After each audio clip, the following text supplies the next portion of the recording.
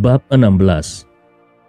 Meskipun Penelope enggan mengakuinya, dia tahu bahwa membandingkan Wendy dengannya seperti membandingkan angsa dengan bebek jelek. Mengatasi rasa rendah diri dan kecemburuan, ucapan yang keluar dari mulutnya mulai tak terkendali. Wendy tidak marah dengan penghinaan Penelope, dia hanya menggelengkan kepalanya. Tidak bisa dihindari, kau bangga tidur dengan pria lain. Tetapi apakah kau pikir semua wanita sepertimu?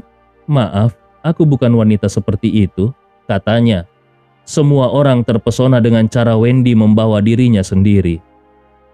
Sejak dia muncul, Hughes menatapnya dengan penuh nafsu. Bahkan jika dia mengabaikan kecantikan malaikatnya, dia mengalahkan semua wanita lain dengan sikap elegannya. Bagaimana dia bisa kehilangan wanita seperti itu? Tepat sekali. Hughes yang sudah jatuh cinta pada pesona Wendy adalah orang pertama yang berteriak mendukung. Wajah Penelope memucat. Ia menatap pria di sampingnya tak percaya. Mengapa dia mendukung Wendy Schuler? Tidak bisakah dia melihat bahwa dia memarahinya? Namun demikian, Hughes sama sekali tidak tertarik pada Penelope saat ini. Dia berjalan ke arah Wendy dengan senyum di wajahnya. "Nona, namaku Hughes Lewis. Aku ketua Lantern Capital," katanya. Berdasarkan pengalaman Hughes, setiap kali dia memberitahu wanita tentang identitasnya, mereka akan menunjukkan padanya senyum tercantik dan manis di sekujur tubuhnya. Namun, Wendy tidak melakukannya. Dia mundur selangkah, memberikan rasa keterasingan yang akan segera terjadi. Bahkan cara alisnya melengkung menjadi kerutan sangat indah. "Maaf, aku tidak mengenalmu. Aku juga tidak berniat untuk mengenalmu," katanya. Identitas Hughes jelas tidak berarti apa-apa di depan putri orang terkaya di provinsi itu. Meskipun Hughes tidak mengetahui latar belakangnya, minatnya terhadapnya tumbuh. Ini adalah pertama kalinya dia ditolak oleh seorang wanita setelah memulai bisnisnya. Rasa kegembiraan dan keingintahuan ini mengingatkannya pada perilaku impulsifnya di masa mudanya. "Aku pikir kita bisa saling mengenal lebih baik." Jaspal menarik Wendy ke sisinya saat dia berbicara. "Tuan Lewis, dia teman kencanku. Kau terlalu banyak bicara," kata Jaspal ringan, menempatkan Wendy di belakangnya. Banyak bicara. Semua orang melihat sekeliling dengan canggung. Meskipun mereka semua menganggap perilaku Hughes tidak sedap dipandang dan tidak pantas. Tidak ada yang berani memanggilnya, kecuali Jaspal. Ekspresi Hughes menjadi geram seketika. Dia menatap Jaspal dengan kilatan mematikan di matanya. Wendy tidak menyangka Jaspal akan membelanya. Sebuah kolam kehangatan terbentuk di hatinya. Namun, dia tahu tentang posisi dan kemampuan Hughes. Dia mendekati Jaspal dan dengan lembut berbisik ke telinganya. "Jasp, aku tidak enak badan. Kenapa kita tidak pergi dulu?" Jaspal langsung memahaminya. Dia ingin membantunya melarikan diri dari situasi sulit ini. Dia membelanya karena dia tidak tahan dengan cara Penelope menghina dan mengejeknya. Sekarang, dia ingin membantunya keluar dari masalah ini juga. Seorang wanita seperti ini jauh lebih baik daripada Penelope Hunt. Saat itu, sensasi hangat menyapu hati Jaspal. Wendy tidak hanya cantik dan sopan, tetapi dia juga berhati hangat dan teliti. Namun, Jaspal tidak bisa mundur sekarang. Jaspal melihat sikap agresif Hughes. "Permainan belum berakhir, bagaimana aku bisa pergi?"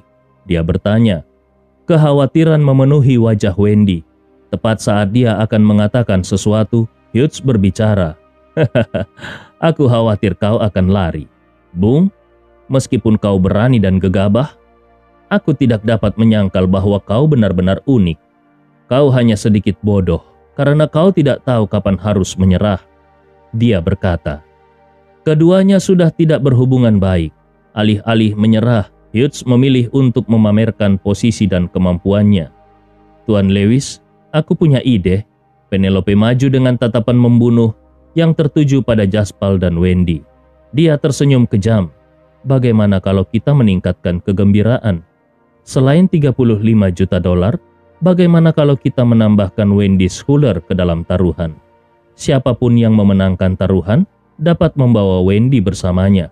Bukankah ini jauh lebih menarik? Dia mengusulkan. Ucapannya memicu kegemparan di antara semua orang. Mereka semua menatap aneh ke arah Penelope. Tidak heran ada pepatah yang mengatakan bahwa hati seorang wanita adalah hal yang paling kejam yang pernah ada. Langkah yang dilakukan Penelope sangat kejam dan tidak tahu malu. Dia memaksa Jaspal ke jalan buntu. Hadiah terbesar di seluruh taruhan bukanlah 35 juta dolar lagi, tetapi Wendy Schuller. Taruhan seperti ini penting untuk martabat seorang pria. Jika salah satu dari mereka kalah, mereka lebih baik bunuh diri. Jaspal mengerutkan kening. Dia membenci Penelope Hunt lebih dari apapun di dunia. Kilatan kebencian bisa dilihat di tatapannya. Sementara itu Hughes tertawa terbahak-bahak. Penelope, kau pintar. Aku mengagumimu, serunya. Dia terus tersenyum bangga. Bung, berlutut dan merangkak pergi jika kau tidak berani menerima taruhan ini, katanya kepada Jaspal dan Wendy. Ada kilatan dingin pada tatapan Wendy. Dia benar-benar marah oleh Penelope Hunt. Bagaimana wanita ini bisa begitu licik dan jahat? Wendy, kita... Meskipun Jaspal sama sekali tidak takut pada Hughes, dia tidak ingin Wendy terlibat dalam urusannya. Selanjutnya menggunakan dia sebagai taruhan sangat menghina. Hughes dan Penelope bisa saja tidak tahu malu, tapi dia memperlakukan Wendy sebagai temannya. Dia tidak akan pernah menghinanya. Jaspal, Wendy memotongnya, menatapnya dengan tajam. Katakan padaku, apa kau percaya diri untuk menang? Dia bertanya. Jaspal tertawa pelan menanggapi pertanyaan ini. Aku bisa dengan mudah mengalahkannya, katanya. Baiklah, lanjutkan taruhannya. Taruh aku dalam taruhan. Saat Wendy berbicara, semua orang tidak bisa tidak terkesan dengan keberaniannya. Tidak semua orang mau menjadi taruhan, apalagi wanita secantik dia. Melihat ekspresi tekad Wendy, Jaspal mengangguk. Aku tidak akan mengecewakanmu, katanya. Aku percaya padamu, kata Wendy sambil menganggukkan kepalanya dengan tegas. Jaspal berbalik untuk melihat Hughes setelah mencatat kata-katanya. Tuan Lewis, karena aku sudah menyetujui permintaanmu untuk menambah taruhan, kau harus menambahkan sesuatu juga. Aku tidak menyukai wanita di sampingmu. Naikkan uangmu menjadi 50 juta dolar, katanya dengan tenang. Kata-katanya membuat Hughes menatapnya. Yang lain tidak menyangka Jaspal juga begitu berani. Tepat ketika mereka berpikir bahwa Hughes tidak akan pernah setuju, dia mencibir dengan keras. Baiklah, aku akan bertaruh denganmu. Bab 17. Hughes meminta buku cek segera setelah berbicara. Dia menulis cek senilai 15 juta dolar dan menandatanganinya. Dia kemudian membantingnya ke meja. Jika kau menang, ambil semuanya. Semua uang ini akan menjadi milikmu. Namun kau membutuhkan keterampilan untuk menang terlebih dahulu, katanya. Wow, Tuan Lewis benar-benar menyetujuinya. Semua orang meledak menjadi gempar seketika. Taruhan ini mencapai hingga 100 juta dolar. Pada tahun 2000, bahkan seseorang dengan hanya 1 juta dolar akan diletakkan di atas alas dan dikenal sebagai jutawan. Apalagi 100 juta dolar. Bahkan untuk orang-orang berstatus tinggi yang berada di sana sekarang, taruhan senilai 100 juta dolar sangat mengejutkan. Terlebih lagi, orang yang ikut bertaruh adalah Hughes Lewis. Ini membuat segalanya lebih menarik. Ekspresi kegembiraan muncul di wajah semua orang. Mereka semua tidak sabar menunggu babak itu dimulai. Saat itu, sesi perdagangan sore dimulai. Saham-saham itu terus berfluktuasi. Pasar berubah setiap detik. Tidak ada cara untuk menebak apa yang akan terjadi di detik berikutnya. Jaspal dan Hughes berdiri di depan komputer masing-masing dan fokus pada layar mereka. Jaspal menelusuri ingatannya untuk mencari sesuatu. Tidak lama kemudian dia memilih saham perusahaan, saham Cakrawala. Ketika dia membuka antarmuka saham Cakrawala dan melihat tren penurunan saham, Jaspal menjadi percaya diri. Menurut sejarah, saham ini pertama kali jatuh ke batas dan naik sampai batasnya. Setelah itu tidak banyak yang berubah. Inilah mengapa Jaspal tidak memilihnya sebagai salah satu target investasi sebelum ini. Itu adalah waktu yang tepat untuk menggunakan ini sebagai taruhan. Saham Cakrawala hampir jatuh ke batasnya. Aku akan memilih saham Cakrawala. Aku yakin saham itu akan mencapai batasnya, kata Jaspal. Penonton terdiri dari bos dalam industri keuangan. Tentu saja mereka semua akrab dengan saham dan tahu banyak tentang saham Cakrawala. Mereka langsung tertawa terbahak-bahak setelah mendengar pilihan Jaspal. Apakah dia sedang bercanda sekarang? Saham ini stagnan selama 3 bulan. Bandar tidak memperbarui pasar atau menekannya dengan sengaja.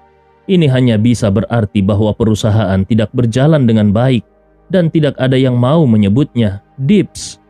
Jika pasar naik, itu akan terus turun. Kau memberitahuku bahwa saham seperti itu akan mencapai batasnya? Aduh, anak muda adalah anak muda. Saham ini sudah jatuh ke batasnya. Aku kira dia menutup matanya dan bertaruh. Kalau tidak, bagaimana dia bisa memenangkan Tuan Lewis? Dia ditakdirkan. Dia harus menyerahkan kencan dan asetnya. Tuan Lewis benar. Anak muda zaman sekarang terlalu gegabah. Mereka harus kehilangan sesuatu dengan satu atau cara lainnya. Tepatnya, lihat Farmasi Angkatan Laut, saham yang dipilih Tuan Lewis. Perusahaan ini melakukannya dengan sangat baik dan sahamnya juga stabil. Orang dapat mengatakan bahwa saham itu naik pada pandangan pertama. Sementara itu, lihatlah sampah yang dipilih Jaspal lain. Dia di sini untuk menjadi pelawak, bukan? Hughes melirik saham Cakrawala dan terkekeh. Jangan katakan itu semuanya. Mungkin anak ini benar-benar bisa memperkirakan dengan baik. Bagaimana jika saham itu benar-benar naik? Dia berkata. Setelah Hughes selesai berbicara, saham Cakrawala jatuh ke batasnya. Semua orang meledak dalam tawa. Kau bercanda, Tuan Lewis. Bagaimana dia bisa memperkirakan sesuatu dengan baik? Anak ini di sini mengambil saham yang telah jatuh ke batasnya. Aku sekarat karena tertawa. Tepatnya, saham itu sudah jatuh ke batasnya. Mungkinkah saham sampah itu kembali dan melakukan serangan balik? Aku sudah berdagang saham selama bertahun-tahun. Dan aku belum pernah melihat hal seperti itu terjadi. Jaspal dan Wendy tidak terpengaruh sedikit pun oleh tawa yang mengelilingi mereka dan tanda merah di layar yang menunjukkan saham telah jatuh ke batasnya. Melihat sikap acuh tak acuh Wendy, Jaspal semakin mengaguminya. Dia tidak takut karena dia memiliki kenangan dari kehidupan masa lalunya. Namun Wendy melakukan semua ini berdasarkan kepercayaannya padanya. Berapa banyak orang yang bisa melakukannya? Jangan khawatir. Melihat pandangan Jaspal, Wendy mengira dia mulai panik. Dia merendahkan suaranya dan berbisik di telinganya. Jika yang lebih buruk menjadi yang terburuk, aku akan menelpon ayahku. Ayahku sangat kuat. Tidak ada yang akan berani melakukan apapun. Saat aroma harum Wendy menempel di hidungnya, Jaspal merasa ingin tertawa dan menangis pada saat yang bersamaan. Dia hampir lupa bahwa Wendy curang pada taruhan ini. Dia tidak punya niat untuk mengikuti aturan sama sekali. Tidak ada yang bisa mengalahkan ayahnya yang tak terkalahkan dan berkuasa. Sahamnya naik, sahamnya naik. Saham untuk Farmasi Angkatan Laut meningkat, seru seseorang. Semua orang berbalik sekaligus. Saham yang dipilih Hughes, Farmasi Angkatan Laut, telah meningkat pesat. Itu terus meningkat. Sepertinya pihak yang menang sudah ditentukan saat ini. Hughes terkekeh. Saham yang kau pilih telah jatuh ke batasnya. Aku kira tidak perlu terus menyia-nyiakan waktu semua orang, bukan? Nona, kau sekarang milikku, katanya. Raut wajah Wendy tanpa ekspresi. Dia tidak mengatakan satu hal pun. Dia hanya menatap Jaspal. Jika dia mengangguk, dia akan segera menelpon ayahnya dan memintanya untuk mengendalikan situasi yang ada. Saat itu, John Jackson berseru kegirangan. Sahamnya naik! Sahamnya naik! Untuk apa kau berteriak, John? Semua orang dapat melihat bahwa farmasi Angkatan Laut sedang meningkat. Apakah kami perlu kau memberitahu kami? Sial, aku sedang berbicara tentang saham Cakrawala yang dipilih Jaspal Lane. Sial, lihat tren naik ini. Saham ini naik terlalu kuat. Semua orang termasuk Hughes bergegas untuk melihat layar Jaspal. Hati mereka langsung bergejolak.